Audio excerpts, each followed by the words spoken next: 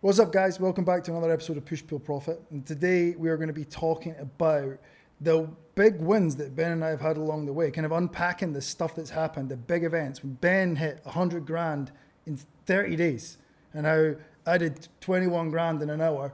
These are the cool things that people always ask us about.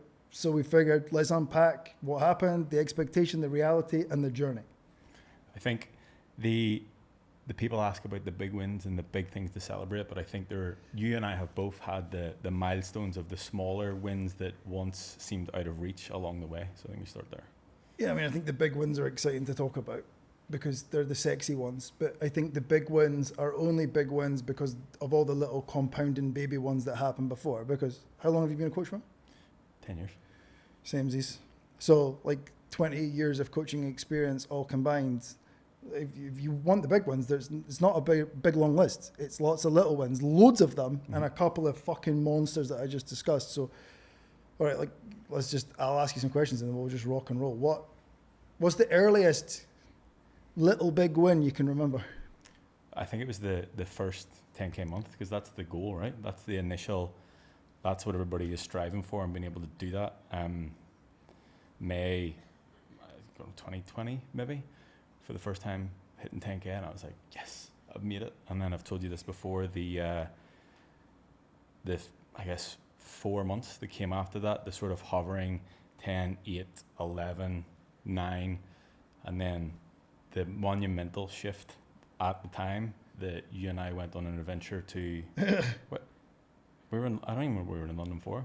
Either way, we were in London, and I remember there was a couple of conversations going on, and there was a few people pointed out, and there was a conversation around that person's making 30 grand, that person's making 40 grand, that person's making 50 grand a month. And I'm like, whoa, you mean getting to 10 grand a month doesn't mean you've completed it? There's more? Like, that's the next level, the behind the curtain. And that was August, and that very next month, September, I went from 11 grand in the August to 32 in the September.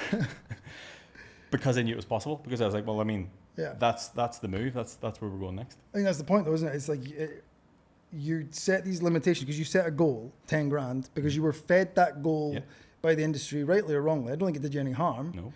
I think it does do people some harm. Gives you at least direction. Yeah, so you're aiming for 10, and that was the fucking top of the mountain. Mm-hmm.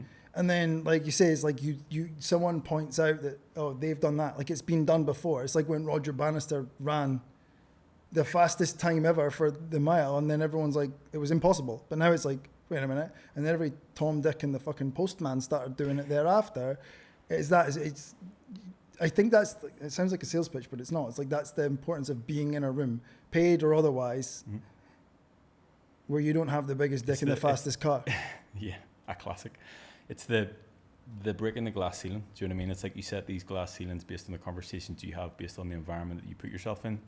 And then whenever you put yourself in a different environment with people with bigger dicks and faster cars, you realize, oh shit, there's a lot more to get done here. Get back to work. Yeah, 100%. I totally agree. I think it's like, for me, like, I don't know if I remember hitting 10 grand, if I'm honest. I think it would be like, I think the problem with a lot of content like this is, I think this isn't a perspective I have. I think a lot of the time the stories told aren't necessarily lies, but they're like, I feel like I should remember that, so I'll just make a story up about it. I don't have no fucking recollection of hitting my first 10 grand month. And I imagine it was fucking amazing.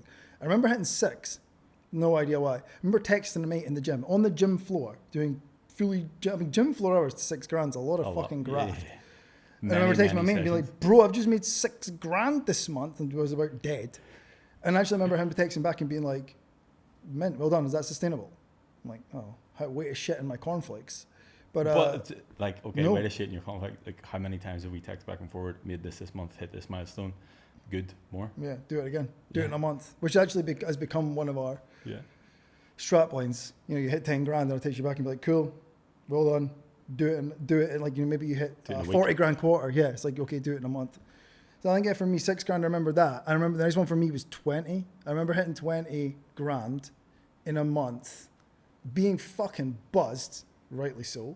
And then I think this is one of those expectations that is helpful for people to hear being, I think, so we said earlier on when we're doing this training slides, actually it was on the group call, the level of disappointment you have is literally like, you can equate it to the expectation that you had of what would happen and the reality. The bigger the deficit between those two things, the bigger the level of your disappointment will be.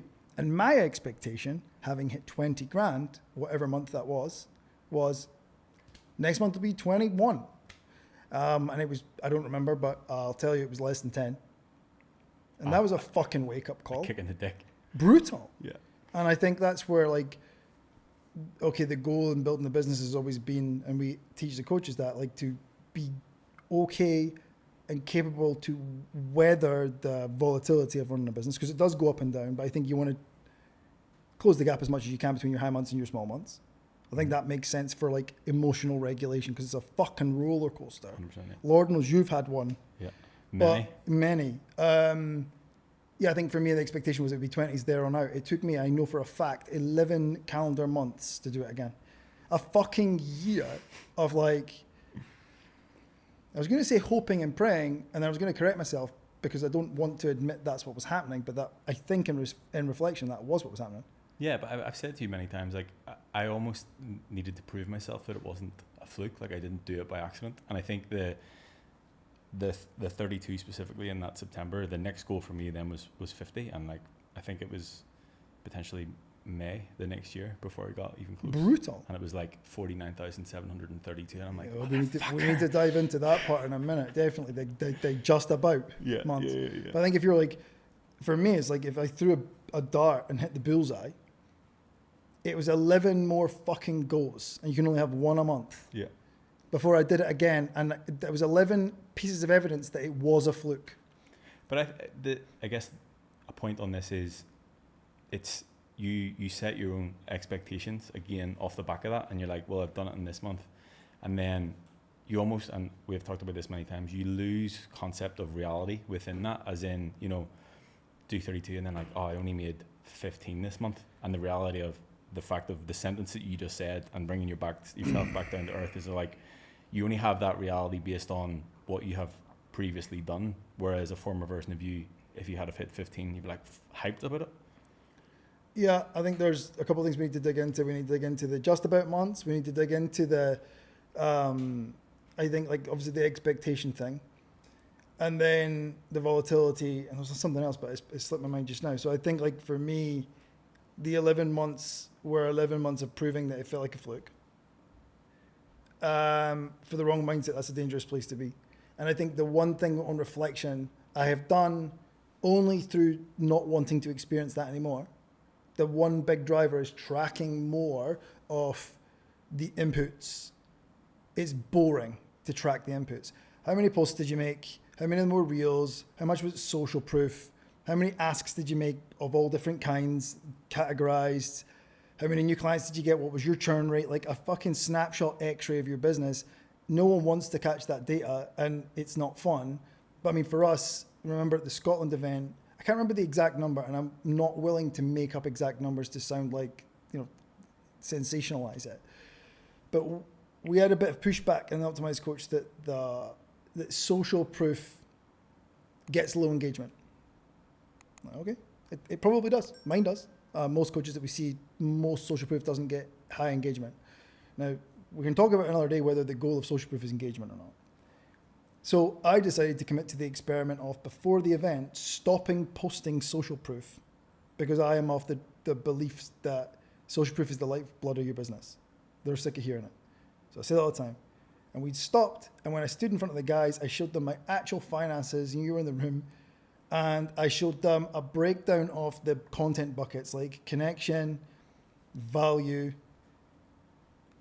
invitation, and proof. And what we did is we removed proof.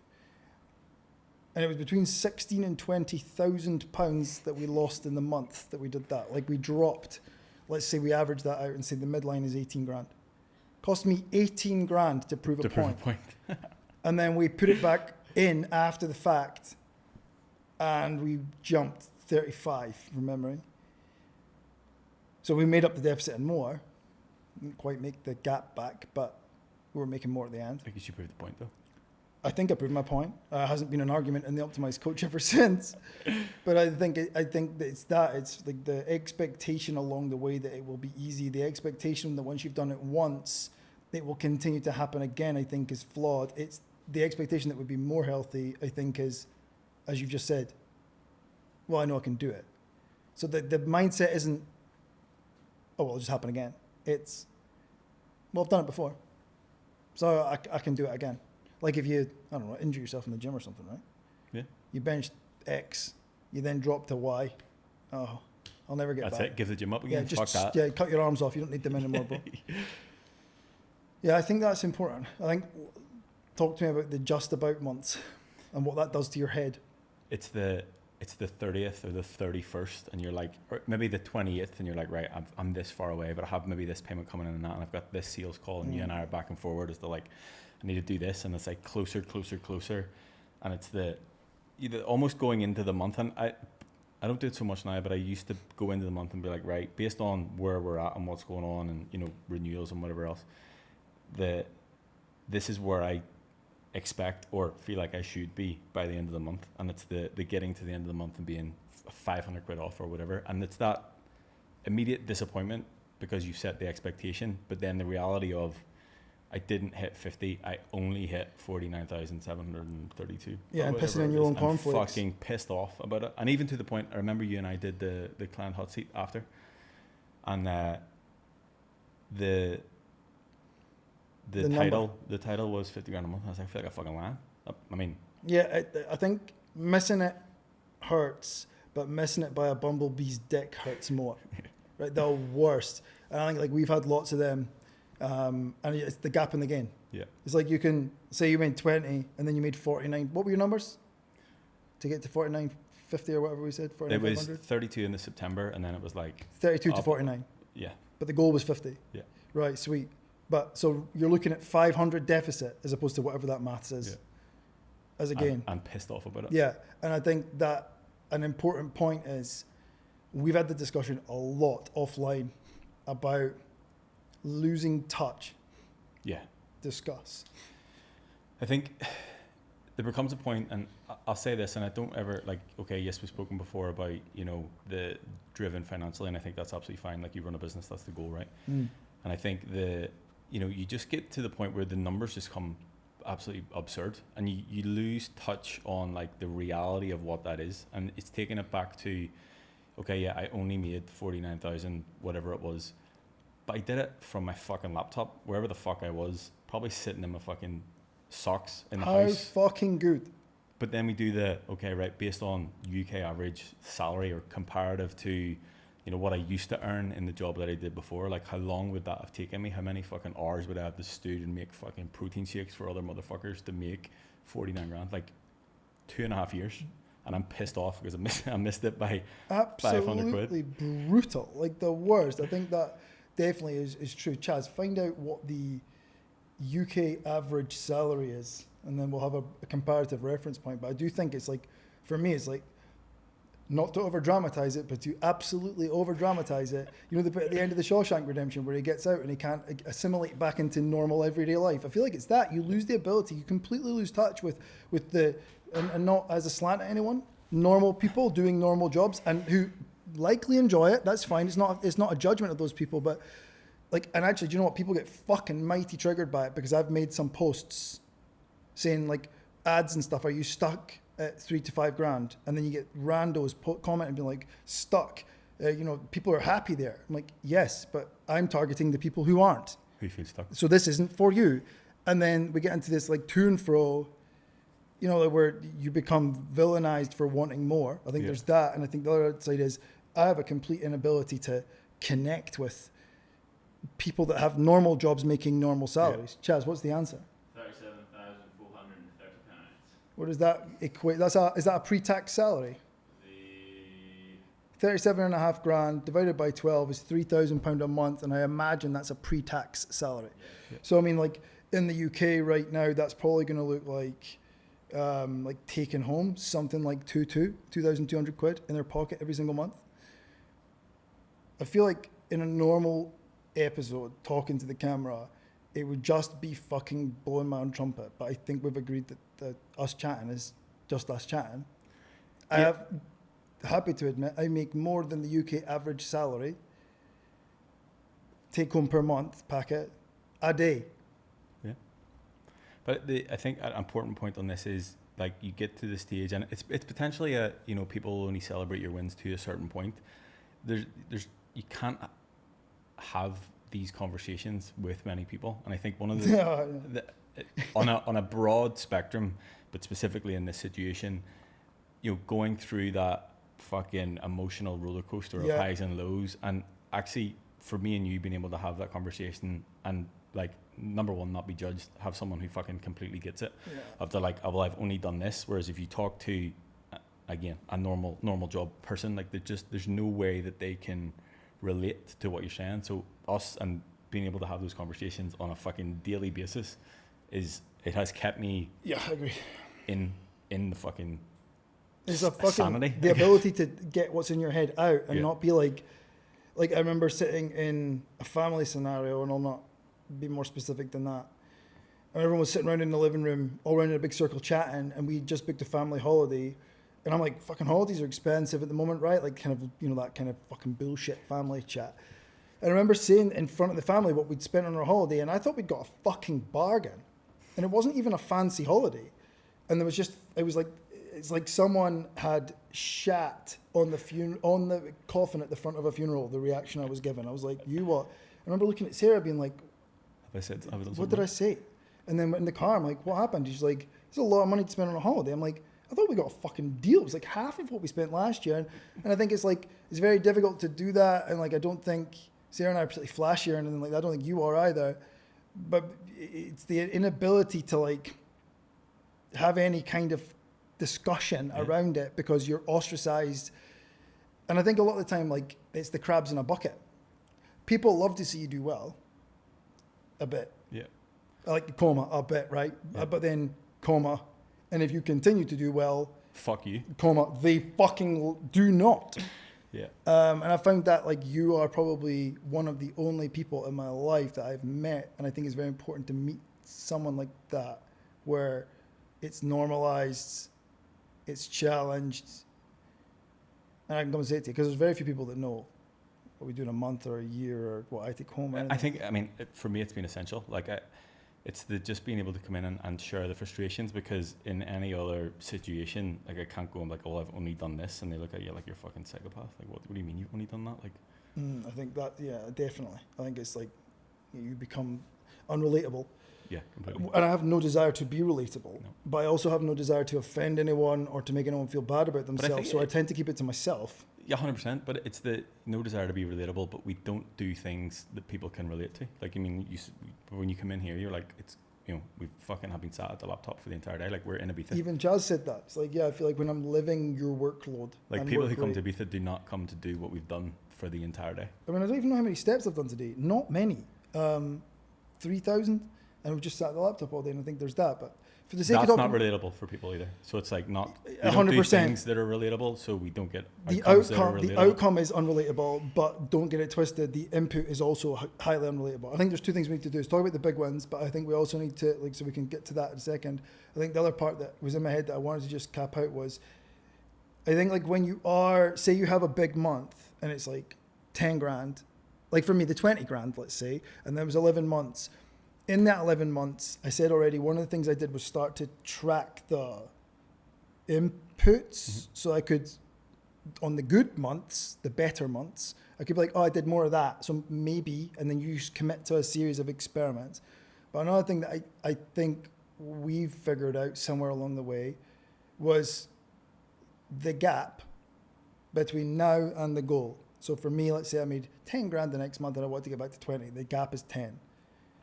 If you fucking maths the gap is less scary. Yeah. 10 grand divided by your average selling price, divided by the number of sales that you typically make in a month. Like, all of a sudden now you're like, oh, I can fucking 100% do that. Did that penny drop for you? Yeah, and it's the, you know, what's my close rate on sales calls? Okay, it's this. I need to do this many sales. So my close rate is this, which means I need to have this many calls. What do I need to do to get that many calls? But I think that another piece of that same thing is saying these big numbers is cool, but there are people that, again, that they can't see how. Do you know what I mean? They can't, they're maybe doing 5-6 grand, whatever, and we're talking about 30 and 50, and they're like, they don't, like, that huge they just don't understand. But it's being the gradual pieces of the puzzle, and then knowing, okay, right, we need to make the 10 up or whatever it might be. What do we need to do that? Yeah, and I think not to get too fucking James Clear on it. It's the 10 grand gap is the goal, the outcome. That's as far as it went for me for a long time. Then it became actions, where it was like average selling price, all the rest. Then I think it was like, okay, how does someone who makes 20 grand all the time or 40 grand all the time act? Like, what would they do today? What do they do with their content? What do they do with their, spare time? How do they sleep? Do they train? Do they look after themselves? Are they eating well? Like all that shit. And I think for me, it's always been modeling people that I have respected and told or respected from afar. Mm-hmm. And not always because I didn't know them, but just sometimes because I just was like, I'm just Seems like a cool person. admire you from afar. Yeah, 100%. And I think like that's always worked for me. So, right. 100 grand a month. Do you know what's funny? Like, I don't know what part of me makes this decision and if or I could make it more regularly, but I remember specifically like January and like I'm gonna do 100 grand in March, and that was the contract signed. Like that was it. We're doing it. And then what are the actions needed to get there? Who do I need to become? What does someone that makes 100 grand in a month do? I will say, I'll caveat this, it wasn't technically in a calendar month, so I technically can't count it, but it was in a 30-day period. He sent me a screenshot. The screenshot of I've done it. And I was like, fucking great. And I'm congratulating you. And you're like, yeah, but. And then I looked at the date stamp on the stripe. Fair. So we agreed it doesn't count. And I think that's us shitting on our cornflakes again. It is 100%. And still the calendar month that it I guess the bigger side of the calendar month that it fell in was still way beyond, anything that was before. But it's still that I wanted the 100 and I wanted to be within the calendar month. But what changed? To do that, to get there? Like so, roughly what was the month before? Probably 25, 30. Okay, so to go from 25k one month to 100k the next, what changed? I will say that I would not recommend doing this, but I completely restructured how I set the entire business up, and I moved to doing, I guess, quarterly intakes is probably the way to do it. So I knew that, okay, in March, we're going to do this quarterly intake. It will be a big influx of clients. And I'll say this, I would not recommend running your business the way that I run my business. It is high and low months. High highs and low lows. It is not the build the monthly recurring. There is monthly recurring there, but it is, I sell the majority of my packages up front. It is 12 months up front, so they do get those high months. So it was the going into that, having to understand, okay, right, well, I have set this smaller thing up. There are 50 people in it, which again is something we didn't even speak about. It was like, I got 50 people in this program, and everybody there was in the chat no was like, acknowledgement given. How do we do that? And I'm like, fuck that, I'm on this thing now. So having that as a sort of introduction to that, and then working out, okay, how many people do I need to give from that? And I remember saying it'd be cool if I got half these people into the longer term thing. I think I got 22 out of 47 it was. So setting it up as the, okay, right, we're starting this new thing, rebuilt it. Literally, like, I can't express in this year specifically how much of my business I have rebuilt in terms of how things work, the team, every single aspect of it. Because I was frustrated going from, I think it was the last time that we were in Ibiza, I think it was 60, 70, 72 in those 3 months. I think it was September we were here. And then it just tapered off. And I'll say it was only like between 30 and 40 since then. I was like, this is not working for me. It was an entire year. And I'll say this again, if I think about 2024 versus 2023, if I look at it financially, I made just over half in 2024 as I did in 2023. So I think that is an important, that's not what you want to do as a business. You don't want to make less in the year that comes Ideally after. not. Ideally not, yeah. You grounded me in that in terms of literally everything else that happened, and I guess the distractions, the ladies in the red dress. And you behaved like a fucking asshole. Thanks. Well, you were. Like, there was ladies in the red dress, but I feel like I had to fucking... Not ladies, it was the gym and the... metaphorical ladies. Yeah, the supplements company. But I felt I had to come for you at one point. Yeah. Because you were in a dip. Mm-hmm. and trying to fucking muscle the dip. Yeah. It's like your mate at a fucking poker table who's going to win back what he's lost. Get off the fucking seat. Yeah. Step back from the Yeah. fucking table. And you were up at like 3 and in bed at midnight and you're like, bro, I'm just going to keep working harder. I'm like, bro, this is not how someone who has the fucking outcome behaves. This is how you at $6,000, however many years ago, solved this problem. And I think that's really... I was trying to solve a different problem with the same actions, and it took me essentially an entire year to work out that wasn't going to work. And that's why it's who do you need to become, because I think there's like the little wins, the little big wins, the big wins before these ones were, and this is important, were like little shifts. Mm-hmm. They were, you know, you did more social proof, you made more offers, you decided to stop being a shite bag and make more asks even though you were worried about being salesy, and you did it and it worked, and you started speaking to people, and there's little micro changes. And then sometimes there's the macro change, like you completely restructured things. I don't think all the big wins, and these will be little big wins in the future, mm-hmm. need the fucking muscle that went into that. No, definitely not. I couldn't sustain it. No, definitely not. No, I think that it's who do you need to become is so fucking important. So yeah, I think like all of that's super valid.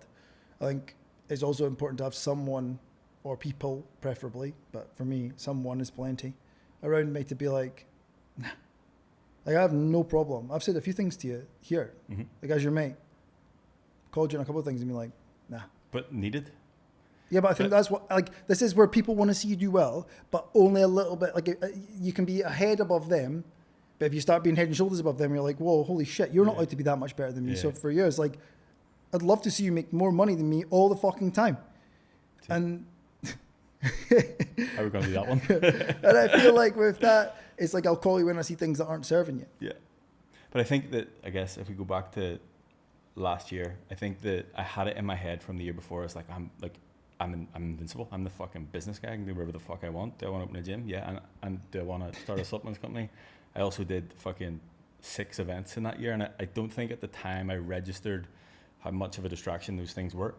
And it's just being able to look back and, you know, our Lord and Savior Alex Hormozy says, you know, just focus on the fucking one thing, like just do the one thing. And that's where I'm back to now this year. It's like, okay, right, this is all of the mistakes that I made last year. How can I unfuck these, and how can I be better with my time, and then start to bring in a team and other bits and pieces? Because I think that the biggest, whenever we went to Vegas, the biggest conversation point about, you know, where you're at in terms of month, and people talked about a team, and I'm like, nah, it's just me. And people are like, what the fuck? Yeah, that you mean blew it's just people's fucking minds. I'm like, maybe this isn't the way that I do this then. And starting to be better at, like, you know, what I enjoy doing, what I'm better at, what I need to do, and the stuff that can get delegated around that. And, you know, over the past, whatever month, 6 months, like going through that journey and having an understanding is, okay, right, I need to accept that I cannot do all these things myself. Who do I need to bring in? What do I need to do? And then how can I continue to grow this at the rate that I actually want to? Yeah, I agree with all that. I think it's about, like, for me, it's been like, we said this earlier on, I would describe myself as a control freak, but you reframed it. Actually, Dill, shout out Dill. Shout out to Dill. Last What's February up, Dill? in Phoenix. Reframed that as a quality freak. Yeah. Agree. I sat with Chaz, grilling him on his slides earlier on, making minute changes. But I think that's where you learn that as the business owner, as you evolve, you become the upholder of standards. And the team will, you accept what you tolerate. So if I see a little mistake on Chaz's slides, it's not spelling mistakes, it's not even a mistake. It's just my preference is our brand isn't portrayed that way. But it's, again, to talk about Dill, shout out Dill again. It's the how you do one thing is how you do anything. And it's last Friday, Dill and I were recording content. We were in the gym, and it was like we'd done 14 hours of content. We were leaving the gym, and there was a plyo box sat in the middle of the gym, and I was like, I can't leave that there, I need to move it. And Dill looked at me and was like, that literally tells me everything that I need to know about you. Like, you can't just leave that. Like, he was like, I would have just left that there and sorted it out in the morning.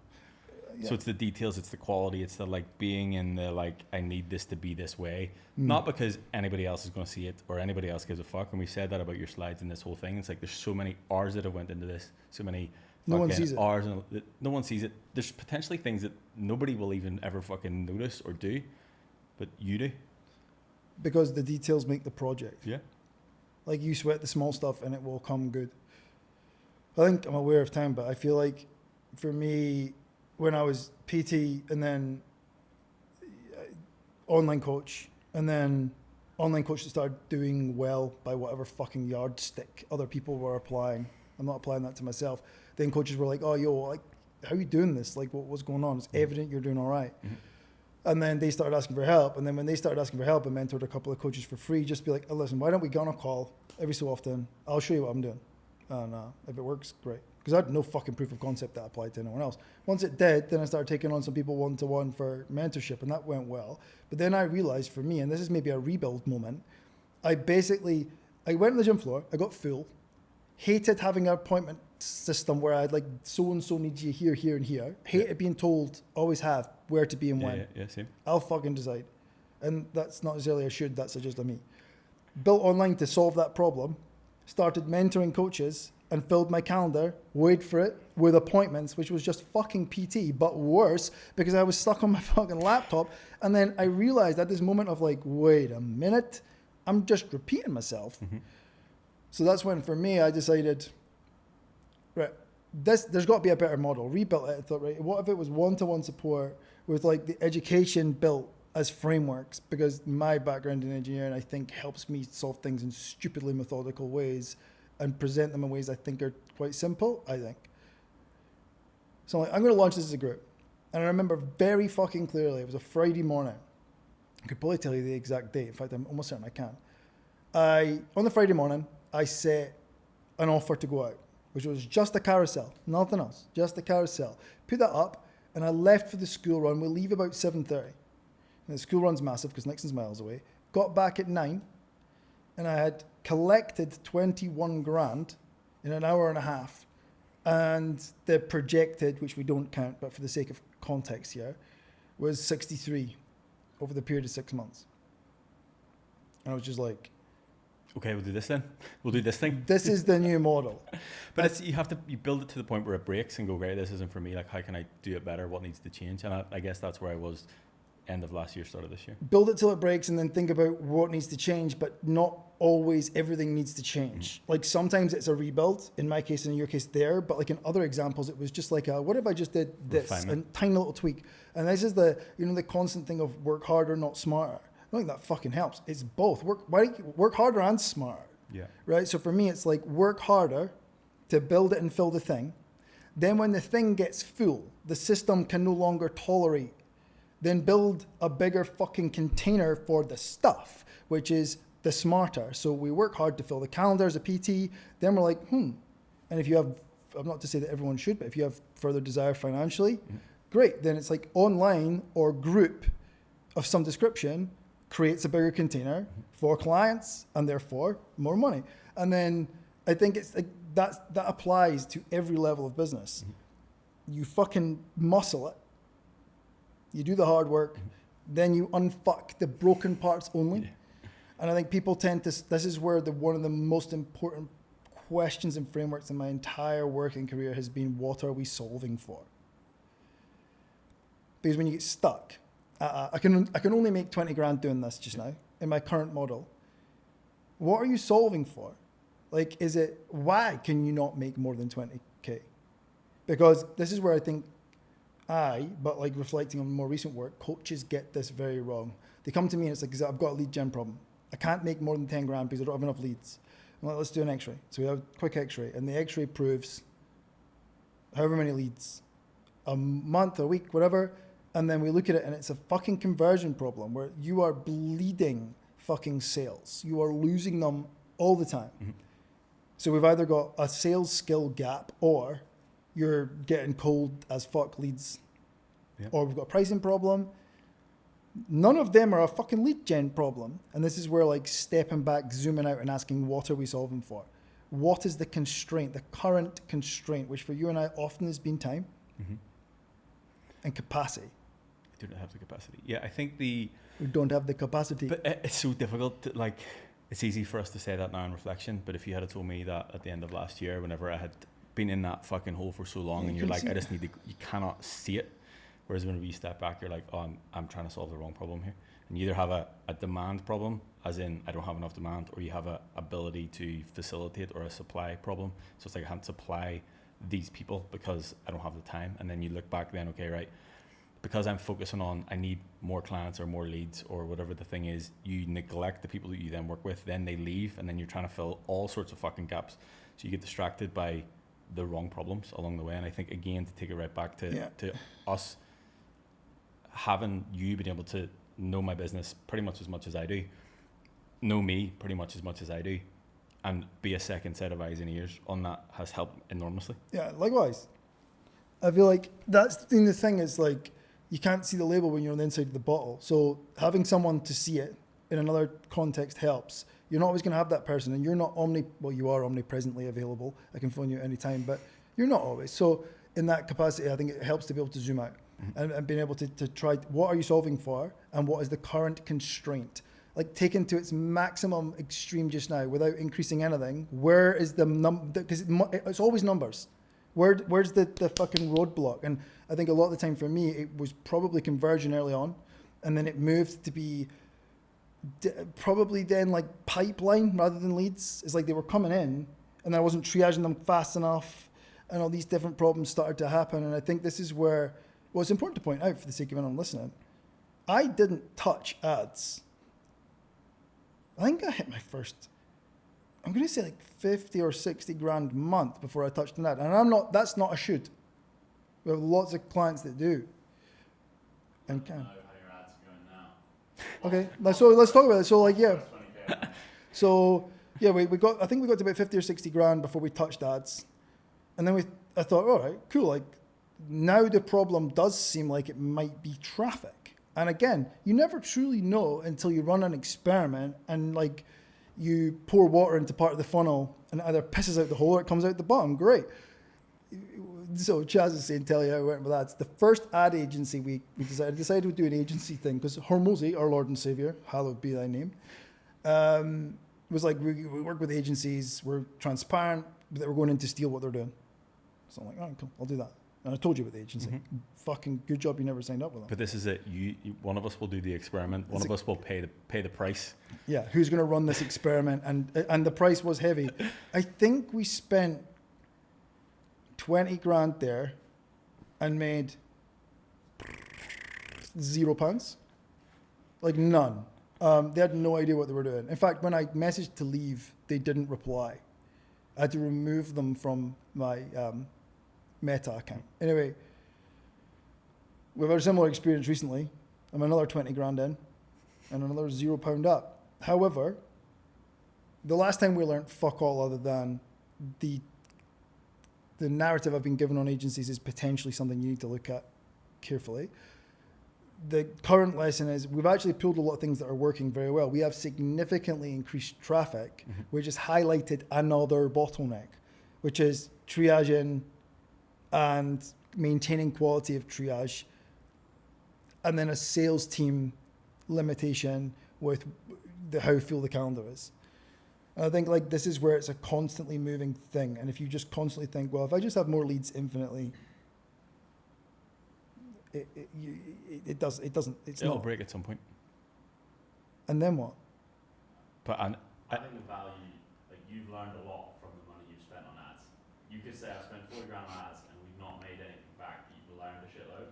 I think we've learned. Now you're in a better position, and then you'll have coaches come to you and be like, "Oh, I should start ads." Yeah, I think like, have we made money from ads? Yes. Have we made money from those 220 grand spends? Not directly. Do I feel like I've had, if we split them into 220s, do I feel like I got 20 grand to learn in the first time? Nah, I feel like I got a 2 grand, you should have fucking listened. Fine, no sweat. The second time round, I think we've probably had our money's worth in a roundabout way. It's just not necessarily been in the way, it's introduced me to a whole new way of doing business, and I value that highly. The skills just need refined, and the system needs refined now. So yeah, I think like those big months have been a bit like that. It's been like sometimes not to be too cheesy, it's been sometimes you win and sometimes you learn. Yeah. I think an important point in that is like we have again had this conversation many times that, you know, we've been able to get it to a certain point and almost look at like all of these things that we're not doing, which can be like, a fuck's sake, there's so much to do, but it's almost like there's so many more opportunities to grow it in a different way. So ads, for example, and even with myself, like how many years did I say I'm not going to post on any Meta account because people I work with don't how many years did I tell you that was fucking bullshit as well, man? Many years. And now I'm actively trying to prove myself wrong. I think this is where trusted advisors are so fucking important, though. It's like having people to like, is this stupid? Yes. Do it anyway. I think you're the trusted advisor in business that I can come to for good advice, and the trusted advisor I can come to reliably for the opposite kind of advice from should we do this in our personal lives, and it's highly irresponsible. You will also say yes, but it will have the negative outcome. But it's both, I guess we can both agree, like, I will always play devil's advocate. Do you know what I mean? It's like, I agree with this thing, like, I think it's good, but what if? Do you mean, have you thought about it in this side? Yeah, no, I agree. One last thing popped in my head and then let's wrap. Hit me. Our last record month happened not that long ago. I remember messaging you. And I had a penny drop moment reflective of a little win penny drop moment. So the little win penny drop moment I reflected on was I was stuck, like a lot of coaches, in this feast and famine fucking merry-go-round of misery where I would graft my nuts off for a month, do the posts, phone the people, text the people, follow up, emails, you fucking name it, whatever it was. Bring in some new clients, go from 3 to 6 grand. Not complacent, not happy and like I'm done, but got complacent. Mm-hmm. Stopped Doing the stuff. planting the fucking seeds, and then complained that there was no crop to harvest in a month's time.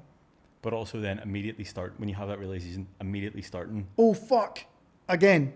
But expecting it to happen right away and not realizing that was a process of 2, 3, 4, 5, 6 months. Of planting seeds like a farmer and waiting for those motherfuckers to grow. And like I feel like that's when I remember having a penny drop moment, and I'll make this kind of relevant to now in a second, but I remember having a penny drop moment when I realized, I don't know if I heard someone say it, if it was in a book, a podcast, I don't know, maybe it was just my own thought, but I was like, I need to stop hunting only when I'm hungry. Like, how would a hunter-gatherer treat this? It's like you would hunt and you would fucking stockpile. Mm-hmm. But I'm hunting to eat. Sitting down on the fucking hill and being like, oh, that was a good meal.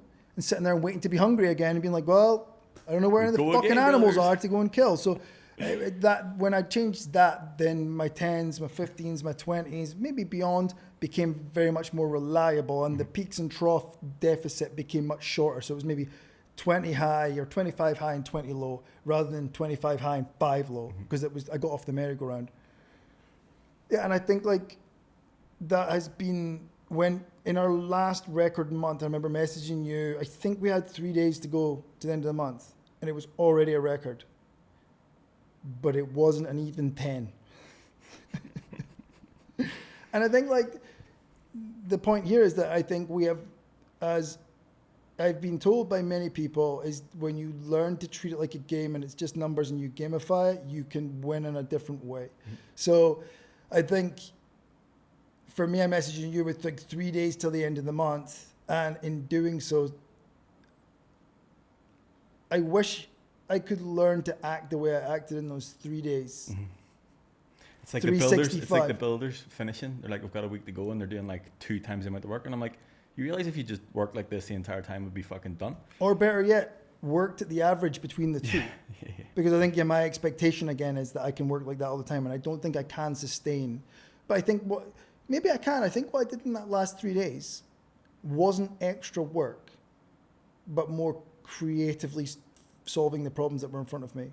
So you've got a lead who's actually in, who you might take a deposit from and make X pound rather than X times 10 today.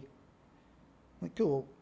Let's ask a few more sales questions. Like, where's the actual roadblock? Is it the upfront? Is it the split pay? Is it any part of the split pay? And I was like, I'm just going to creatively change payment plans to meet the same total amount over the contract value. And lo and behold, we got over our round number. And I think that there's been that guy. So I think it's like when necessity comes to play, the cat is chasing you and you're no longer chasing the cheese. The cheese is the reward. The cat is the, oh, fuck, I'm running away from that. The cat has always been a bigger motivator for me than the cheese. Yeah. And I think one point with all of this that I want to say is, okay, hitting these months, 100 grand, 60, 50, 30, 20, whatever your number is. And like get to the end of the month and we both go fucking right. First again back to zero, or the 1st of January, the whole fucking year's back to zero. The Like, and what? Still have to fucking put my socks on the same way. Like, doesn't really fucking matter. The worst It one is is just the 1st of January. yeah, fucking worst, bro. Like that still fucking hurts because you are tired from a year. And I think like I think I listen to podcasts on this, and I feel like that what I hear is like maybe it is true, but I feel like a lot of time it's not. Like, you know, I got the system where I'm not tired and I feel really refreshed all the time. I don't. I feel pretty fucked a lot of the time. And at the end of the year, I feel pretty fucked definitely. And then you wake up on the first and it's like 0.00. You're like, are you fucking joking? And then it shows you like your plus minus percentage on Stripe, where you're miles away from where you need to be every day. I feel like learning to take pleasure in doing the hard work and tracking the things we've done on the good months as well as possible. So when you have a good one, this is a good way to cap out. When you have a good one, and vice versa, is I'll ask you, all right, what happened this month? Let's get as much data as possible, because it doesn't fucking care how you feel. It doesn't care what your opinion is of what went well. It will show you I had this many messages, this many call bookings, this many calls, this many conversions. I was this creative. I posted this many times. Without that, I don't think we'd be here. Okay. I think it's back to the doing it for the love of doing it for the building the thing, and doing it for the progress. The numbers is it's irrelevant at this point. It's a game. It's like what's the outcome based on the actions? How can I do more? How can I get more from this? Get to the point where it is a numbers, where it's just a game and you have won the game. High five on that one, brothers. Right, John's another one. Remember to like this. Remember to, even better, if you'd like to see even more of this, smash the subscribe button so we can get it straight to you. We'll see you on the next one. Thank you for watching. Thank you, Ben. Thanks for that. See ya.